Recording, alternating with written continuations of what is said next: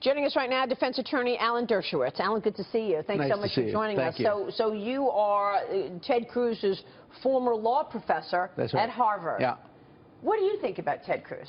Well, you know, I think what Boehner said yesterday tells us more about Boehner than it does about Cruz. He was just getting laugh lines from students at Stanford, and anybody can get a laugh line using words like SOB and Lucifer.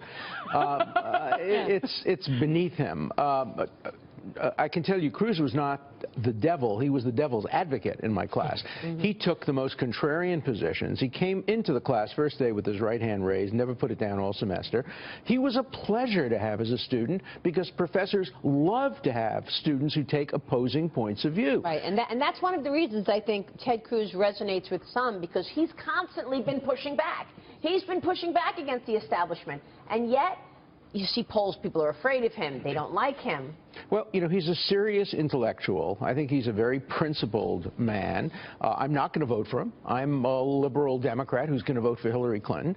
But I think that calling him names instead of addressing his positions, and they're very substantive positions. They are very right-wing, conservative, substantive positions, and they deserve to be addressed by Republicans and Democrats alike. Talk about his likability, though, Alan. Why do you think? Is it just is it the sound of his voice? Because like so many people you talk to, people in Congress who have worked with him, who know him, people in the state of Texas, they just don't particularly care for him. Well, Why do you think that is? Many of the students in my class didn't like him, and I had to defend him sometimes against some of the students because he's smart, a little bit smug, and he is the smartest guy in the room, and he probably wants you to know it. But in the end, he is very, very smart. He had a lot of very close friends. David Panton sat right next to him. He was his roommate in law school, an African-American, a Jamaican, a guy, and the two of them were inseparable. He had a close group of friends, conservative friends from the Federalist Society, who admired him. He is a guy who is a lightning rod. People either like him or don't like him, and one can understand him creating that kind of a conflict, but I think it's true of many politicians. Look, I like Hillary Clinton a lot, and you hear so many people who don't know her saying she's not likable. I've known her for years. She's extremely likable when you know her in person. She doesn't like to campaign. I mean, maybe that's what it is. She's not a good campaigner. Well, Barack Obama didn't like to campaign. Barack Obama doesn't like people. I mean, he'd much prefer to sit up, you know, in his Oval Office with a group of friends watching basketball and making policy. Hanging with Beyonce. He doesn't like I mean, there's nobody like Bill Clinton. Bill Clinton loved to campaign. He wouldn't leave an event. He liked to chat it up with everybody. He would be the last guy, 2 or 3 in the morning. He didn't even want to leave the presidency. Remember, he was a hanger. I do want to ask you about, to go back to Dagan's point, so you need to be really smart to be a good president. You also need people skills to be an effective politician.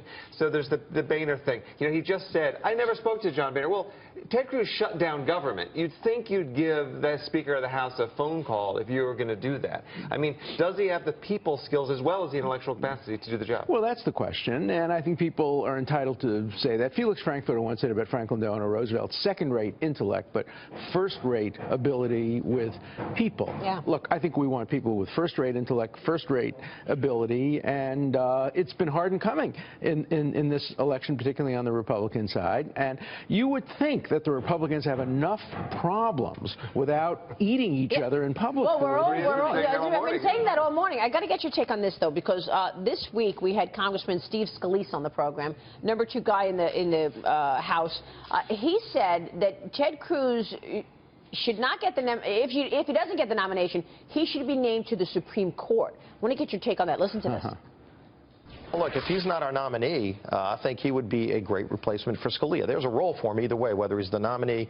But at the end of the day, I think he and Donald Trump have to come together for the good of the country, because that's the only way we're going to beat Hillary Clinton. And I do feel confident that it's going to happen.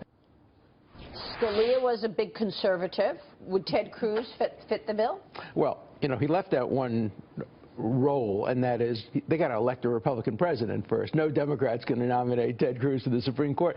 I don't think a President Trump is going to nominate him either.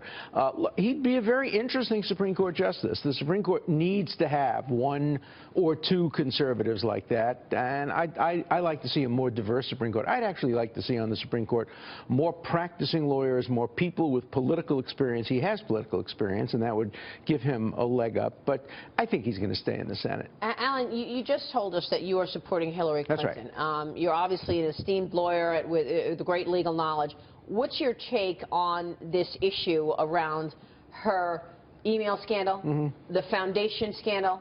Are you not worried as a Hillary Clinton supporter? How do you look at what's going on around her on the legal basis? I'm not worried about any legal consequences because you have to do something that was against the law at the time you did it, and there were no classification indications on any of the emails. So I think she's free of any possibility of. Did she change emails to non-classified? You need evidence of that. And I don't see why she would ever want to do that. So I doubt that will come out. I think in the end she will be cleared legally, but people have a right to make judgments about her judgment. And look, I have never voted for a perfect candidate for any office. I'm looking for the best candidate all around, and all around, I like Hillary Clinton. What do you think about the president, the commander-in-chief, speaking about an ongoing investigation into her email server and talking about the scandal, saying, you know, she'll probably be cleared? Well, I would wish that the president wouldn't comment on ongoing investigations. I think that does compromise the integrity of the Justice Department. You know, the Justice Department is not supposed to take orders from the president when it comes to specific investigations. There are rules within the Justice Department that prohibit that. Now, is this time different? Well, every president has tried to influence the Justice Department one way or another, and the media has to catch them and report that, because that's not a good thing. You know, in most countries in the world, we have two jobs. One, the Minister of Justice works for the president. Second, the Director of Public Prosecution, independent, completely independent.